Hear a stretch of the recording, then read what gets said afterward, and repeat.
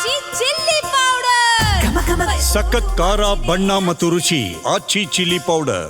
ಕಿಚ್ಚ ಸುದೀಪ್ ಹುಬ್ಬಳ್ಳಿಯಲ್ಲಿ ಕೊಟ್ಟಂತಹ ಒಂದು ಹೇಳಿಕೆ ಬಗ್ಗೆ ವಿಪರೀತವಾಗಿ ಚರ್ಚೆಗಳಾಗ್ತಾ ಇತ್ತು. ಸಾಮಾಜಿಕ ಜಾಲತಾಣಗಳಲ್ಲಿ ಇವರು ನಟ ದರ್ಶನ್ ಮತ್ತು ಅವರ ಅಭಿಮಾನಿಗಳ ವಿರುದ್ಧವೇ ಈ ರೀತಿಯಾಗಿ ಮಾತನಾಡ್ತಾ ಇದ್ದಾರೆ ಅಂತ ಕೆಲವೊಂದಿಷ್ಟು ಜನ ಚರ್ಚೆ ಮಾಡೋದಕ್ಕೆ ಶುರು ಮಾಡಿದರು. ಆದರೆ ಈಗ ನಟ ಕಿಚ್ಚ ಸುದೀಪ್ ಹೇಳ್ತಾ ಇದ್ದಾರೆ, ನಾನ್ಯಾಕೆ ದರ್ಶನ್ ಬಗ್ಗೆ ಮಾತನಾಡಬೇಕು, ಅವಶ್ಯಕತೆ ಏನಿದೆ, ಪೈರಸಿ ಮಾಡೋರ ವಿರುದ್ಧ ನಾನು ಮಾತನಾಡಿದ್ದು ಅಂತ ಸುದೀಪ್ ಅವರ ಸ್ಪಷ್ಟನೆ.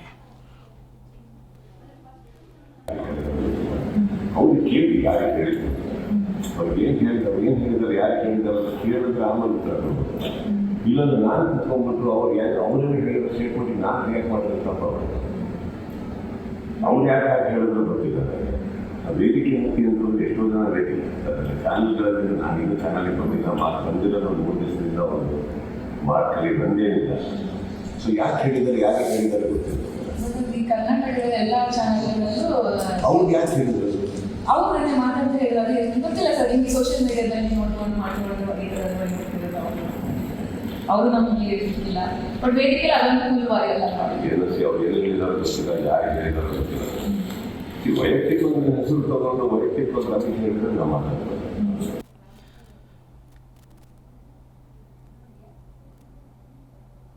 ಸಿನಿಮಾದ ಪ್ರೀ ರಿಲೀಸ್ ಕಾರ್ಯಕ್ರಮದಲ್ಲಿ ಕಿಚ್ಚ ಸುದೀಪ್ ಏನು ಹೇಳಿದ್ರು, ಅದಕ್ಕೆ ಪ್ರತಿಕ್ರಿಯೆಯಾಗಿ ದಾವಣಗೆರೆಯಲ್ಲಿ ವಿಜಯಲಕ್ಷ್ಮಿ ಅವರ ಪ್ರತಿಕ್ರಿಯೆ ಏನಿತ್ತು ಒಂದ್ಸರಿ ಕೇಳಿಸ್ಕೊಳ್ಳಿ. ಒಂದು ಸಿನಿಮಾ ಬಿಡುಗಡೆ ಆಗುತ್ತೆ, ಆದರೆ ಹೊರಗಡೆ ಒಂದು ಪಡೆ ಯುದ್ಧಕ್ಕೆ ರೆಡಿ ಆಗ್ತಾ ಇದೆ.